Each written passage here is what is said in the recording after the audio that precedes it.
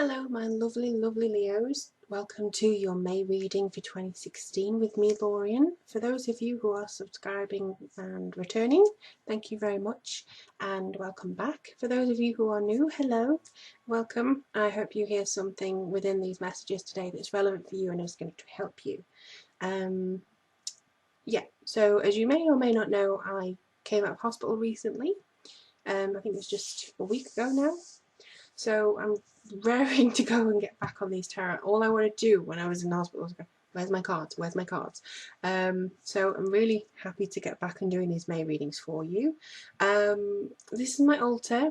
This is where I've got all my healing crystals. I've got my fluorite, which is for me. I've got my celestite to thank the angels, pyrite just for some strength, and carnelian, which is healing the chakra area where I had my operation. So yeah, got a lot of good vibes going on. This is where, if you have had or if you will buy a reading from myself, a private reading, this is where I meditate on your question. It's my altar. It's where I do all the readings, write it up somewhere else obviously, but this is the core area as to where I do my magical workings, my psychic workings, and now where I invite you to watch my channel and get your free guidance for the month.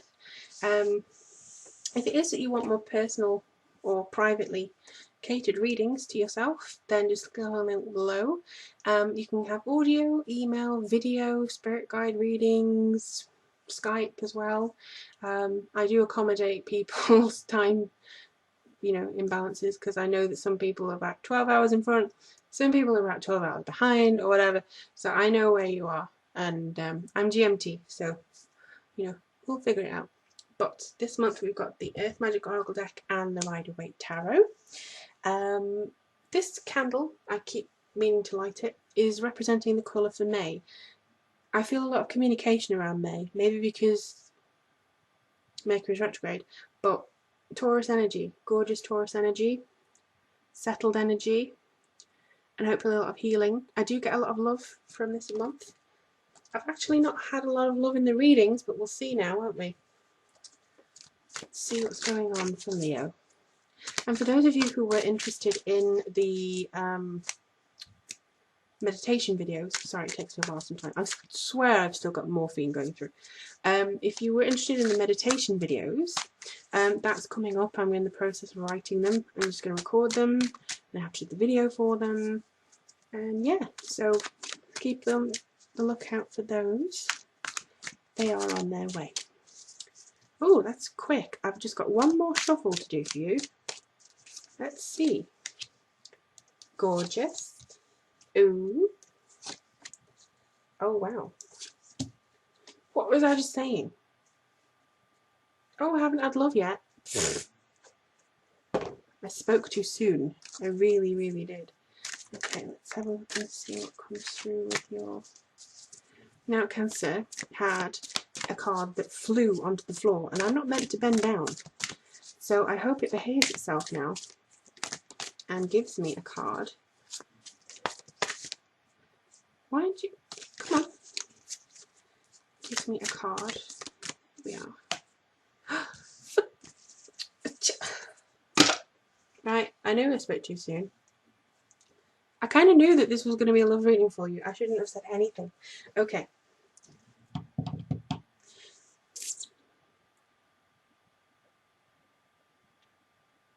It's not all a love reading. I have to say that first. But it is centre point on the heart of Leo. Leos, you are incredibly compassionate anyway. And yeah, they're kind of saying that you may feel a little bit reined in this month. Not a bad thing, but you may seem like or feel as though everything's kind of doing this and kind of clamping you in. Don't be afraid to take a step aside if that happens, but also don't feel like you have to go, oh, I'm going to do this, I'm going to solve it this way, and be very active in trying to preempt the problem before it even occurs. For instance, if you are looking for a job and you don't seem to be finding a job, don't presume that you have to go back or change town or move or do something drastically different. Be patient. This month I think is a building month. brick by brick. First of all, you have to address the previous issues that you've had when it comes to relationships and personal working relationships too. Get rid of all that energy, squish it away, and then focus on the new. And this could be why Mercury retrograde is going to have an effect over these 3 weeks here. And then it's going to leave you with a choice. After you've reflected, it's going to leave you with a choice. So the first week we have Temperance, which is always a beautiful card to have. I mean, I really do love this card. And it is to do with healing yourself and finding the balance within your life. Again, clearing out the energy, getting rid of things, rid of people if necessary, to try and center yourself into what is your personal truth. Very much like the Star card, actually. She's got 1 foot on the earth and 1 foot in the water, whereas in the Star card she's nurturing the earth with the water and also nurturing kind of like, you know, the ocean itself still. So it seems to me that you are going to have maybe some spiritual insight into what you could do. Could be some divine inspiration here. It could be kind of like ooh, you know,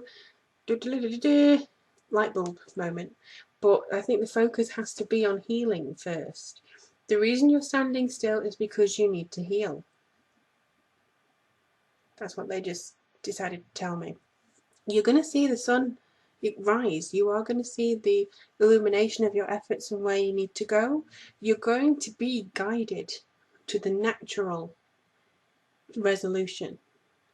And I don't feel it's going to be long. All you have to do is look behind you, appreciate where you've come from, and then focus on ahead. But don't be afraid to be present or allow yourself to be lost. I think that's kind of what they're trying to say. There's no shame in being lost. If you tried to go forward at this point, you'd be going bang, bang, bang, and banging your head against closed doors, because I don't think that you are able to move forwards at this point. Now, this, you can apply that to the love area, the work area, the family, whatever it is. You're not going to move forward until you've had this time alone to yourself to go, okay, I accept that it's not the right time for XYZ. I'm just going to focus on myself. I'm going to be, you know, focused on me. Now, Mr. King of Swords here seems like he's coming in to, I would say, cause a little bit of issue. I think he's kind of somebody who will be maybe trying to be the best person to advise you, but you could feel like they're just interfering, and it's not something that you really want. You don't want somebody to be kind of, I know what's best for you. You know what's best for you. You just have to pause and allow yourself to recover enough from whatever disappointment or whatever setbacks you've had in the past in order for you to kind of focus on the future and focus on that. And I do feel that he is going to be kind of, it could also represent legal things, documents, somebody in a legal profession, a high up profession, somebody who does things by the book. Can also represent a Gemini, a Libra, or an Aquarius male. I don't see this person being romantic for you. I see this person as being kind of the voice of reason. But if you feel like you're kind of bashing up against this person in particular and it's getting in the way, try and just be patient and you'll find a way around that, because I do see that you could either meet the nicer side of this guy or a nicer person that you can do business with. So you need to wait. Don't put all your eggs in his basket if that's what this means to you. For instance, those of you who are looking for a job or who are in a job, you could meet this guy and be like, crikey, all he does is complain. All he does is complain. How can I be a nice person, or how can I, you know, feel like I'm doing my job with him? You may see another side to him here. I don't get the feeling that these are necessarily two separate people for all of you, but I do see the fact that you are going to have to connect with a water sign this month. So it could be a friend, it could be, you know, a workmate, but a water sign person who seems to be very creative in their endeavours and seems to be quite highly emotionally intelligent, will give you the best information that they possibly can about something, or you will learn a lot from them. I do see this as being something that you can pick up on and kind of run with. Alright, people who enjoy male attention as well, those Leos, you could have to choose between two men. And one fits that description and one fits the emotionally sound description. And that could be where you have to decide. Even if this isn't romantic, you could still have two different paths to choose from. Like the one which makes logical sense, but the one that makes emotional sense. Like, oh, this job gives me more money, but it may drag me down a little bit. This job gives me less money, or this opportunity gives me less money, but it gives me more soul food. And I think I would always go for the soul food, but it depends on what your needs are and what your plans for the future are, which is what you're supposed to figure out in the first week. Now, with the Two of Swords, we're out of Mercury retrograde and we are looking towards the future. However,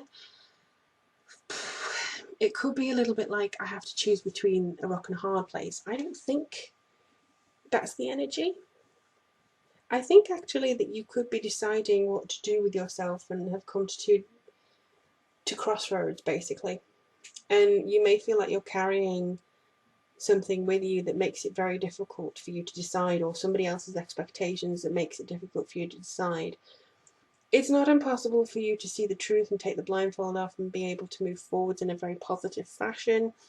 It's not impossible. I actually feel that you can really get to grips with something here and make the most out of whatever it is. It's something that seems to be a little bit half and half. On the one hand, you want to do something else. On the other hand, you want to do that.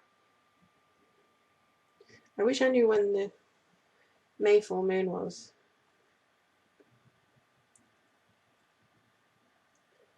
You're going to go into June. I'm just listening to them. Okay. For some reason, they are giving me the song Sand in My Shoes by Dido. And it's about holiday romance. She returns home and she can't shake the thought of this guy or whoever that she met on holiday, and it was that kind of feeling of she wants to be back in that moment, she wants to be back and dancing on the beach. She's still got sand in her shoes, she can't shake the thought of how free it was, and now she's back in this concrete jungle where the traffic goes. And I think it's kind of like you want to return to a point in your life which is always brings a smile to your face whenever you hear about it, but you're not quite sure how to get to that point of your life where you feel free, where you feel like you can dance, where you feel like you can, roam freely. But it is going to come, and I think you just have to be compassionate to yourself this month. Find the love around you. Find the people who care for you, who love you to bits, who adore you. Find those people. Love yourself. Be kind to yourself. Don't stress yourself out. Don't feel like it's all on you to change things. The universe has a divine plan and it will help you. It's just a matter of timing. Timing is actually really annoying because we are very immediate people. Humans are always about, but I need it now, I need it now, I need it. We kind of just have to go with it sometimes and appreciate that we're lost. And like, for instance, I had plans for this year. The operation changed those plans, but now I've done my little inner workings, like the Temperance card. I've looked into it, I've meditated on it, and I know why. So I'm appreciating that now, and I'm going by the plan that they have in store for me, because I know that it wasn't what I had in mind, but it seems to be still working out to the goal that I set out with. It's just the way I get there is different. And I think that this is the same. You can start out with a goal, but appreciate that the way you get there isn't necessarily down to you 100%. It's just kind of trusting the signs that you're given, making decisions along the way, but always trusting your heart above everything else. Trust in your heart and you cannot go wrong, Leo. And that's the best advice I can give you. But I really do wish you all the best for May. It seems like it's going to be a brilliant month for you. Challenging? Maybe, but just go with the flow, go with the river. I feel like you're going to retain that sense of nostalgia, and you are going to reach that point where you have felt happy again, hopefully in June, where I can read for you next time. But if you are looking for a personal or private guidance with me, the link is below. Absolute pleasure to read for those of you who've asked me to do so far. And let me know most of all how things go for you, Leo, because I really would be intrigued and fascinated to know.